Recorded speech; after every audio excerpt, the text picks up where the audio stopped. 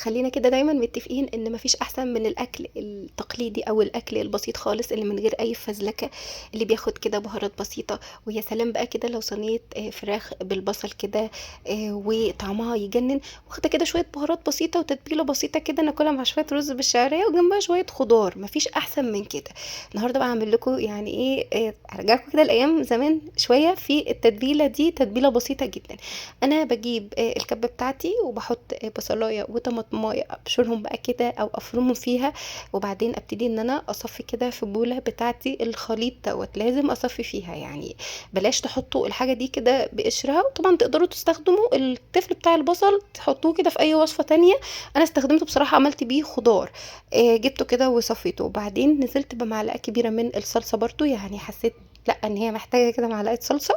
نزلت بمعلقة الصلصة وحوالي كده إيه ربع كوباية من الزيت بتاعنا. بعد ما حطيت الزيت قلبت كده كله مع بعضه، وبعدين بقى نزلت بشوية التوابل البسيطة، وهي ملح وفلفل اسمر وشويه من الثوم البودره والبصل البودره ورشه قرفه كده ومعلقه كبيره من بهارات الفراخ، وممكن تضيفوا كمان رشه بابريكا، بس يعني لا اكتر ولا اقل. هو ده كده يعني ايه حاجه بسيطه كده من كل حاجه، يعني ما تكتروش. وانا كمان ما بحبش يعني اتبل الفراخ من بالليل، وطبعا هنزل بعصره الليمونه كده علشان تدينا يعني طعم حلو قوي كمان في تتبيله الفراخ، وتقدروا كمان